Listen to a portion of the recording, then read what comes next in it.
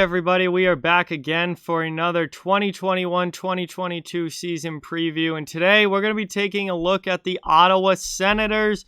Very, very young team with a lot of young talent looking to make a splash at the NHL level, but the biggest storyline surrounding Ottawa is the fact that Brady Kachuk is still not signed. One of their best young players and a guy that honestly a lot of people thought was going to be the future captain of the Ottawa Senators. An RFA, no deal in place. The regular season is starting, and now we're at the point where he's going to be missing regular season games. So that is a big, big issue for the Sens.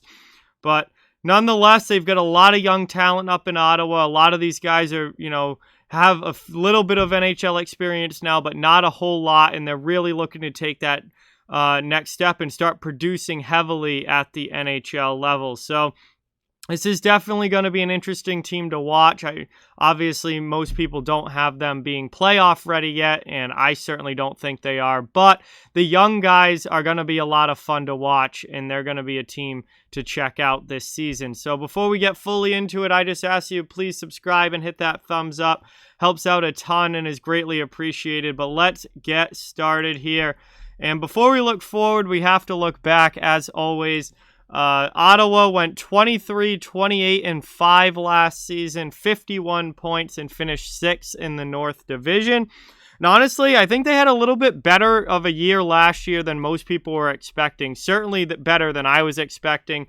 A lot closer to 500 than I thought they were going to be. And they were a just gritty, hardworking, scrappy young team that went out and made it hard on the opponent each and every night. And that's going to be an attitude that they're going to need to carry over into this season and hopefully have that same kind of impact.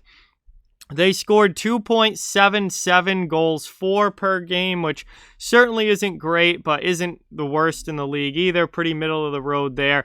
Defensively, though, they were not very good, giving up 3.38 goals against per game, and that is just way too high for a team to be a winning team. So obviously they want to buckle down a little bit defensively and hope that Matt Murray can give them some great goaltending as well. Power play was not very good, just 15.5% on the power play. That needs to be higher, and I fully expect that to be higher this season with more of these young guys ready to make an impact. I think their power play should certainly be better than 15%.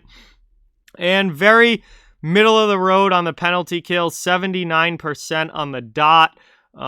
Nothing to brag about, but certainly not bad either. Kind of right around middle of the league with their penalty kill last season.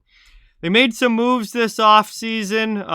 Not a ton that were huge impacts at the NHL level. Again, they're just kind of waiting for their young guys to develop and grow into NHL roles. But they did add defenseman Michael Del Zotto. He's coming over from the Columbus Blue Jackets, veteran guy, been around the league for a long time. They added forward Zach Sanford via trade with St. Louis.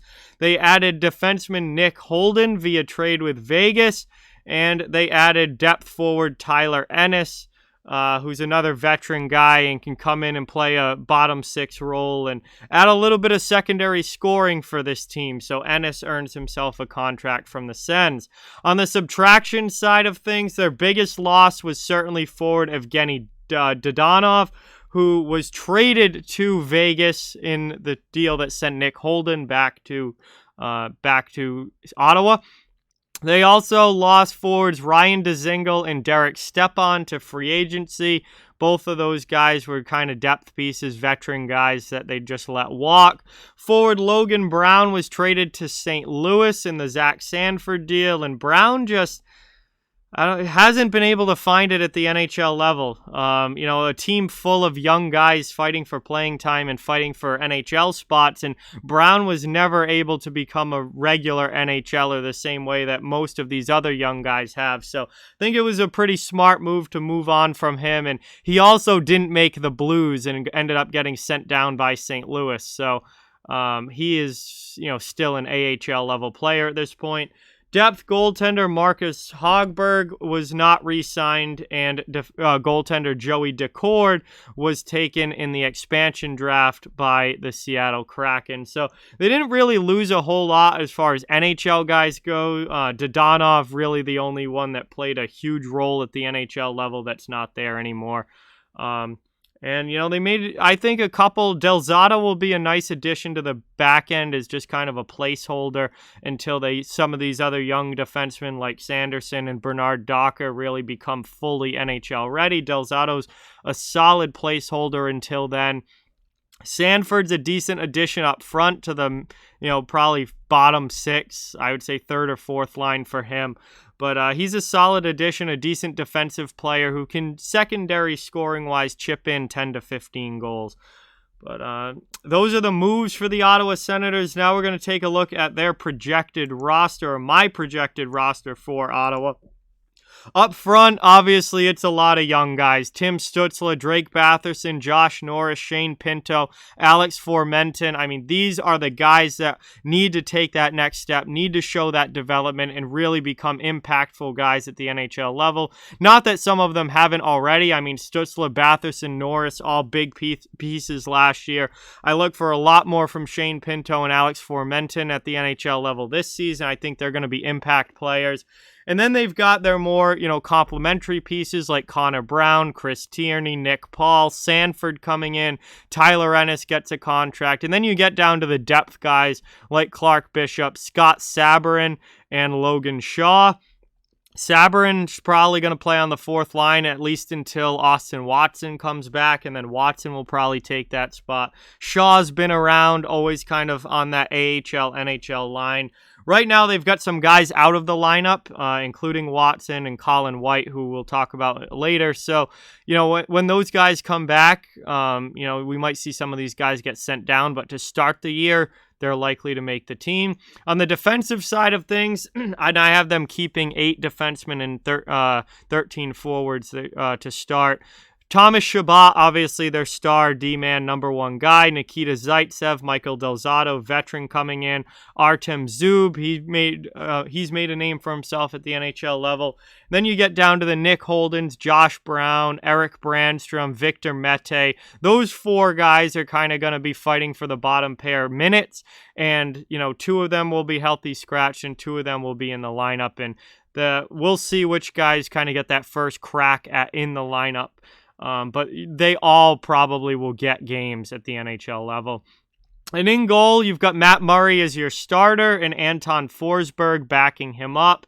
Pretty well set in goal as far as Ottawa is concerned. And now we get to the interesting side of things, the depth portion, where right off the bat, we have Brady Kachuk with a big fat question mark next to his name. I mean, this guy, still not signed, is an RFA. He wants a bridge deal. The team wants a long-term deal, and I don't know. I mean, he's gonna miss games in the regular season at this point. So, hopefully they can get something done here rather quickly. They obviously need Brady Kachuk. He's a big part of this team and one of those young guys that is making a huge impact at the NHL level. So, I don't know how long he's going to miss, how long he's going to be out before a deal gets done, but the Ottawa Senators need to get something figured out there, and he needs to get back into that lineup. And when he does, he'll obviously be going right into the starting lineup. Colin White is starting the year on IR, and he's going to miss at least the first 4 months of the season. He has a shoulder problem, so that's an unfortunate loss for the Sens, as White is going to miss significant time. Austin Watson, fourth-line veteran guy, he is going to be out for around the first 4 weeks of the season, so they're going to be starting the year without him. Again, I think Scott Sabourin is probably in the lineup as the tough guy until Watson comes back, and then once Watson comes back, he'll probably slide in on the fourth line and assume that policeman role. But Sabourin's probably there until he's back. And then Igor Sokolov is an interesting one. Young forward, 21 years old. Definitely has a chance to play NHL games and get called up at some point this season. as he's another young player looking to make a name for himself in Ottawa.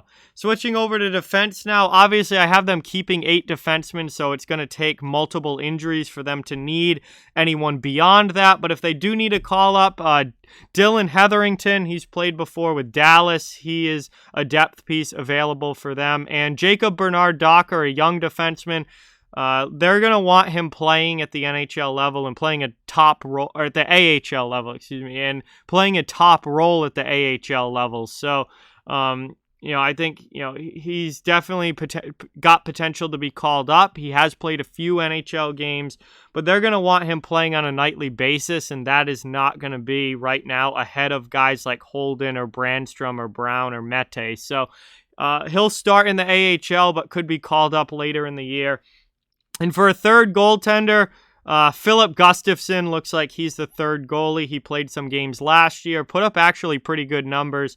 And again, they have Murray and Forsberg as the tandem, but if one of those guys gets hurt and they need a call-up, Gustafsson, to me, is likely the guy. So that's my projected roster for Ottawa. Again, the biggest storyline with this team is the Brady Kachuk situation. But even without him, they're loaded with young talent. They've got a lot of players trying to make names for themselves and really build off success that they had last season and, take that next step and become even bigger producers at the NHL level. So those are the guys that I'm watching, guys like Stützle and Batherson and Pinto, Formenton, Norris, those guys.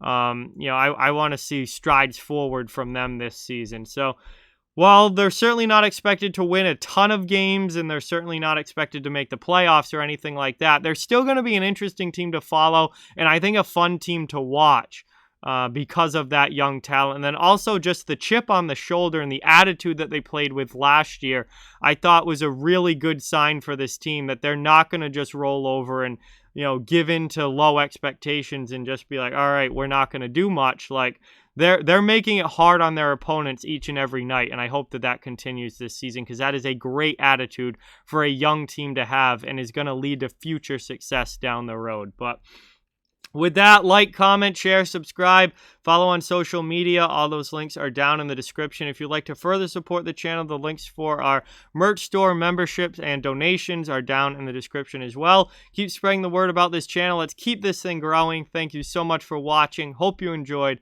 and I'll talk to you guys soon.